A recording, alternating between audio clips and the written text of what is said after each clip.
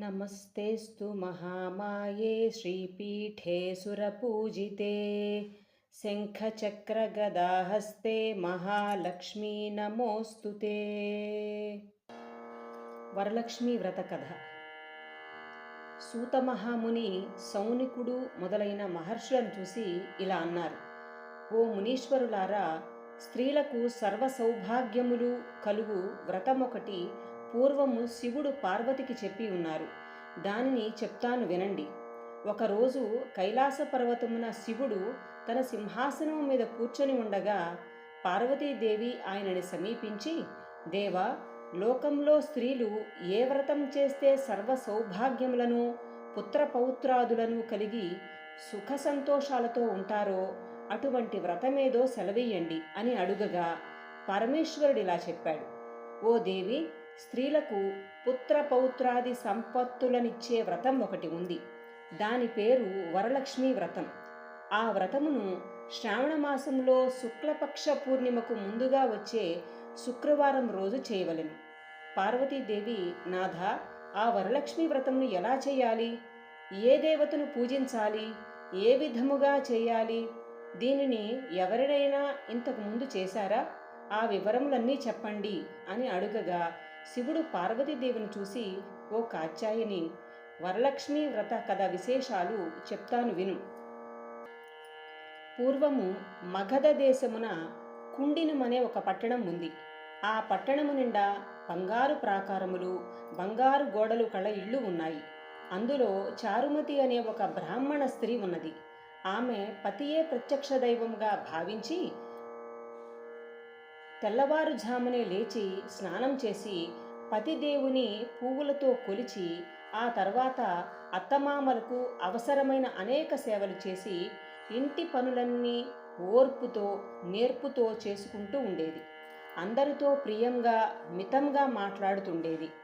గయ్యాళిగా కాకుండా ఇంత అణుకుగా ఉన్న ఆ మహాపతివ్రతను చూసి మహాలక్ష్మికి ఆమె మీద అనుగ్రహం కలిగింది. ఒకరోజు ఆ మహా ఇల్లాలికి కలలో ప్రత్యక్షమై మహాలక్ష్మి ఇలా చెప్పింది: ఓ చారుమతి, నేను వరలక్ష్మీదేవిని. నీ నడవడిక చూసి నాకు నీ మీద అనుగ్రహం కలిగి నీకు ప్రత్యక్షమైనాను. శ్రావణ మాసంలో శుక్లపక్ష పూర్ణిమకు ముందు వచ్చే శుక్రవారం రోజు నువ్వు నన్ను పూజించితే నీకు కోరిన వరములను ఇస్తాను.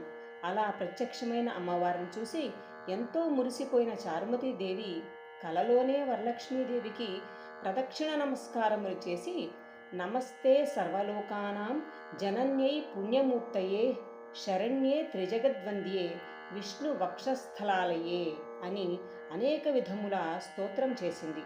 ఓ జగజ్జనని, నీ కటాక్షంబు కలిగితే జనులు ధన్యులవుతారు, విద్వాంసులవుతారు, సకల సంపన్నులవుతారు. నేను పూర్వజన్మలలో చేసిన పూజాఫలం వల్ల నీ దర్శనము నాకు కలిగింది అనగా వరలక్ష్మీదేవి సంతోషం చెందింది.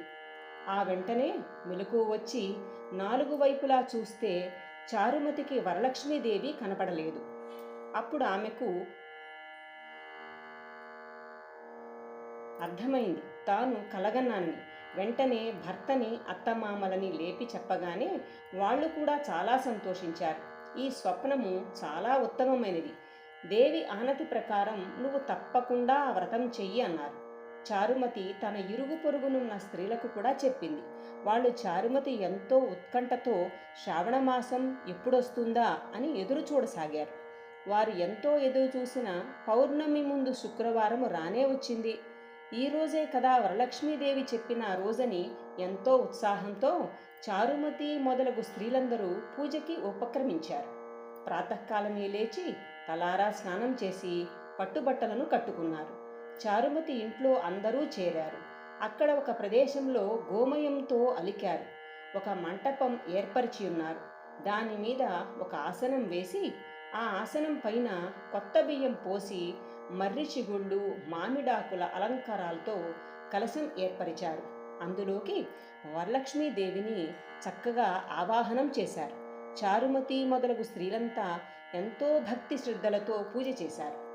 పద్మాసనే పద్మకరే సర్వలోకైక పూజితే నారాయణ ప్రియే దేవి సుప్రీత భవ సర్వదా అను ఈ శ్లోకంతో ధ్యాన ఆవాహనాది షోడశ ఉపచార పూజలు చేశారు. 9 సూత్రములు కల తోరాన్ని కుడి చేతికి కట్టుకున్నారు. వరలక్ష్మీదేవికి అనేక రకములైన పిండి వంటలు చేసి నైవేద్యమును పెట్టారు.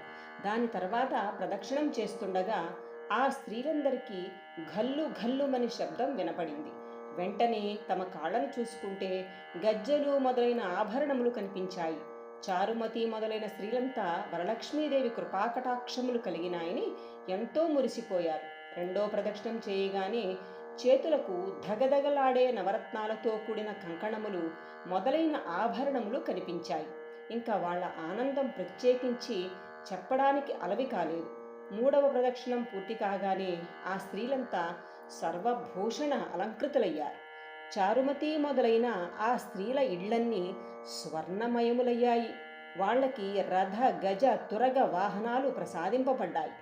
చారుమతి ఇంటి నుంచి ఆ స్త్రీలను తీసుకుపోవడానికి వారి వారి ఇళ్ల నుంచి గుర్రాలు, ఏనుగులు, రథాలు, బండ్లు మొదలుగునవి వచ్చాయి.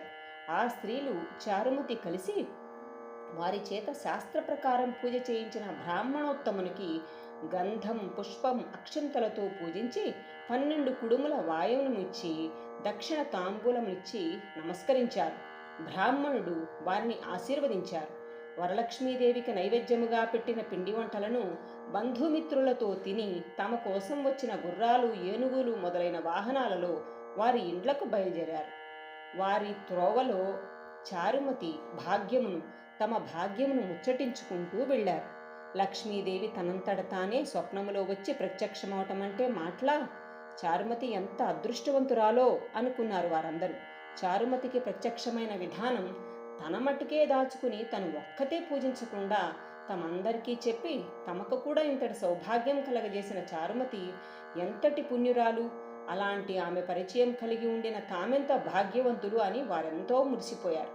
అప్పటి నుంచి చారుమతితో సహా వారందరూ క్రమం తప్పకుండా ప్రతి సంవత్సరం ఈ పూజ చేస్తూ పుత్రపౌత్రాభివృద్ధి కలిగి ధన కనక వస్తువాహనములు కలిగి సుఖ సంతోషాలతో ఉన్నారు.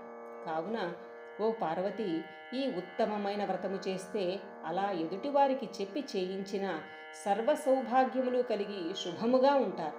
ఈ కథను విన్నవారికి, చదివిన వారికి కూడా వరలక్ష్మీ ప్రసాదము వలన సకల కార్యములు సిద్ధించును అన్నాడు పరమశివుడు. సూతమహాముని, సౌనుకుడు మొదలగు వారితో, మునులారా విన్నారుగా, చారుమతి ఎదుటివారి మంచి కూడా ఎలా కోరిందో. ఎదుటి మనిషికి మంచి కలగాలని కోరుకుంటే అమ్మవారు ఇంకా ప్రసన్నురాలై మీరు కోరకుండానే మీకు మంచి చేస్తుంది అన్నారు.